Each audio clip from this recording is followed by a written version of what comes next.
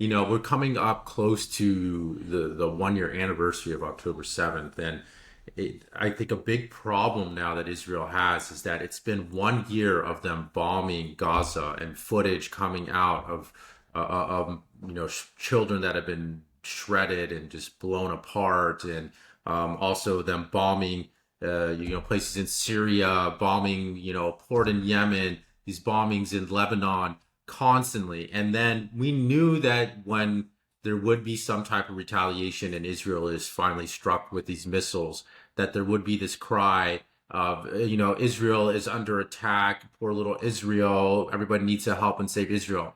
And they're doing that. Clearly, you can see the Israeli spin machine. But because of the past year, they're getting very little sympathy, and rightly so. People are like, well, yeah, you've been doing this to all of your neighbors for a year. We've been seeing you bomb, just bombing central Beirut, decimating Gaza, and then people partying in the streets as it's happening, to celebrate. And now you're getting a little bit of dose of your own medicine. And then there's all this pray for Israel, protect Israel, everybody, Israel's not alone, everybody.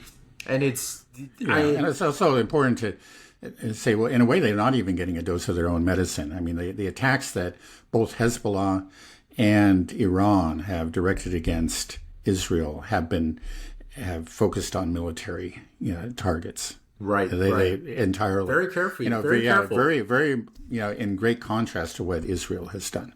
Right. They're clearly trying to abide by some semblance of the rules of war, where Israel seems to be going out of its way to commit war crimes. It doesn't seem to distinguish between right. Doesn't seem to distinguish between civilian and military targets at all. So it's amazing that we knew that they would do this, that they would say like, oh, Israel, we need to help Israel. But I just don't see them getting the sympathy that they hope, even within the United States. I saw there's a Gallup poll where now it's showing that the majority of Americans oppose Israel's actions now. So it just seems like they've lost everybody from what they're doing, and they're trying to get that sympathy again. And how's it's going to, I just don't see how it's going to play out and how it's going to affect us here, how America's support is going to continue. Because something else I've been seeing a lot, for example, like we live here in East Tennessee, and we personally have been affected by the flooding, but many cities not far from us, like Newport, Tennessee, just nearby, has been devastated by the flooding that here. And in Asheville, North Carolina, just over the mountains, is completely destroyed. And people, I see people, watching local news.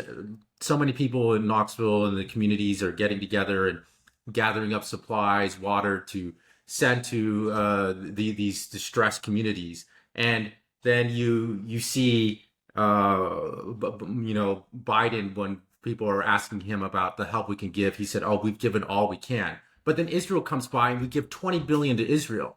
And then we give, $150 billion to Ukraine. Give all this. Seems like there's no amount of money that we'd be willing to give to these countries. But when America itself, communities are devastated, it seems like all of a sudden their pocketbooks are empty. They don't have any money to hand out. And it's up for the community to come together, which I'd love to see. I think that's how it should be. The communities need to get together and support the other community. But a lot of people are pointing this out now. And I think it's just showing just just how twisted the United States priorities are.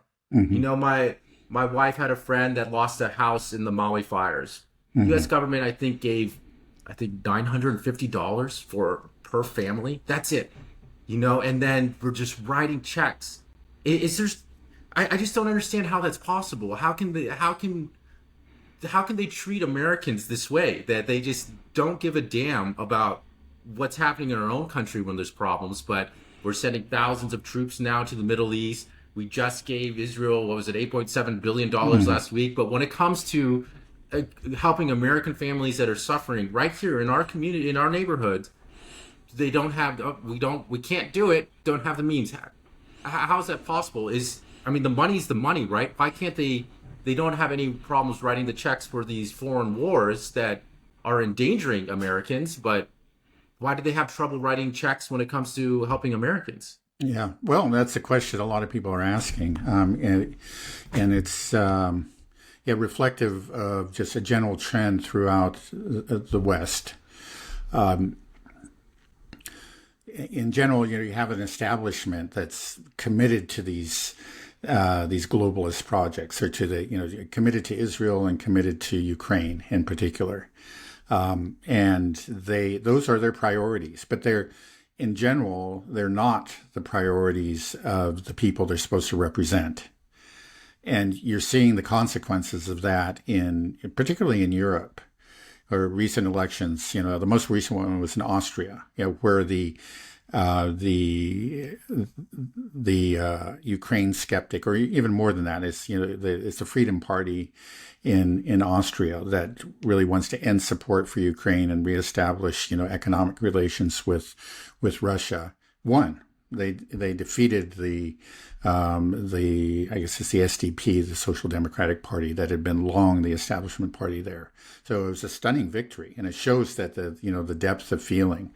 And again, it's not just Austria; it's Germany, it's France, of course we have Hungary and Slovakia, but even I think recent elections in the Czech Republic show the same trend. The people in general have no interest in supporting these wars, and they do want to have their own concerns addressed. Their concerns, about their own economies and immigration and so on. This is quite natural. But we have an elite that has just become really distant from their own populations, the concerns of their own peoples. In the U.S., we're seeing some of the same things. Again, Israel is to a great extent an exception, because you do have a certain percentage. I know that there is an increasingly skeptical portion, especially the younger generation in this country, skeptical about support for Israel. But you still have a large segment of the population that is very highly supportive of Israel and of Zionism. The establishment, of course, is entirely committed to Zionism, in both parties, and they're also very strongly committed to Ukraine. But we do see a softening of support for Ukraine on the Republican side, and I think it's reflective of what you were just saying. There is people are hearing that, looking at that, wondering why we're sending $100 billion to Ukraine, and our own obvious needs here are not addressed, and that has been, I think, a powerful and effective message that people like J.D. Vance have been able to make on the Republican side. So I don't think it hasn't gone as far. I mean partly because again in Europe, actually the consequences of the support for Ukraine has actually been much more severe for the Europeans. It's affected their economies really. The effect on their economies has been huge, has been highly detrimental, and they're seeing it. And so it's not at all surprising that again in this response. We don't have the same effect on our economy, but we do understand that money's going there. And so again, that is, it's part of a growing awareness in a part of the population of how their establishment is not representing their own interests. Now we'll see. I mean, the establishment so far has shown very, very little willingness to respond to the concerns of their people. At some point, you hope that that democracy actually has some kind of effect on their policies. We haven't seen it yet. I guess the one place maybe where you have seen it is in Germany. I think that Adolf Scholz has. His name is no, Adolf? No, I'm sorry. That's not right. No, that's not right. That's not right. It's Schultz, but it's not Adolf. Okay, maybe that was a Freudian slip or something. No, it's actually nothing. I was like, I don't think anybody in Germany is named Adolf. No, nobody's named Adolf. You're right, exactly. Forgive me. Yeah, Schultz. Actually, I don't know why I did that, but anyway, Schultz has been backing away from some of his positions, in reference to Ukraine and immigration and so on, because his coalition is in a state of total collapse, and there are parties on both the left and the right that are rising up and taking advantage of this discontent. So you see it playing out in Germany, and maybe who knows? It's just, but what you've seen in I think in all these countries is that there's the establishment doesn't really seem to care, and when they realize that they have unpopular positions, they play games, to like Macron has in France, to try to hang on to power and to continue to implement their policies, regardless of what the people think. Yeah, I just doesn't make sense to me. I don't know exactly how the bureaucracy works, I guess, because we are accruing, I think, over $35 billion worth of debt a day. We just turned the printing press, but we're handing out tens of billions, hundreds of billions to these foreign conflicts that are not helping Americans whatsoever. And then I don't understand from a political standpoint, why can't they come up with $1 billion to help rebuild Maui or help to rebuild, Asheville, North Carolina? Like, well, surely they don't have a problem sending billions of dollars to these other countries. Why do they? Yeah. Why can't they write the check here? It's right. Like they clearly have no problems writing checks. We can get into debate okay, well, maybe the U.S. government shouldn't be writing checks to anybody. Okay, we can talk about, but clearly if you're writing checks to Ukraine and Israel just willy-nilly, why can't you just give 0.1% of that to help rebuild your own cities? Yeah. Right. Well, in the end, it actually even seems politically just stupid. I mean, there's that's what I'm saying. Like, why didn't say we've given everything we have?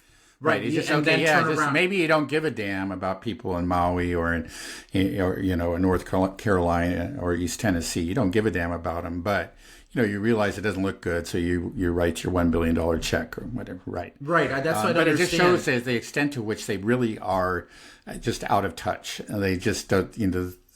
They're concerned with these conflicts and being part of the globalist elite and pushing the globalist agenda and supporting Zionism, and it's so that's where their hearts are, and then it makes them stupid. It makes them blind to sometimes their even their own interests. Yeah, it's wild. I hope more and more Americans wake up and realize what we're doing by funding Israel and Ukraine. I heard, I think it was on Judging Freedom, that something like 500,000 Ukrainian people have died now in this war. It's just an extraordinary number. Mm-hmm. And that's what we're funding. And they're losing more and more territory every day, more and more people dying. And we've talked about this numerous times, how just the U.S. has been weakened greatly by this. Our inability to supply Ukraine with weaponry, our own stockpiles are exhausted.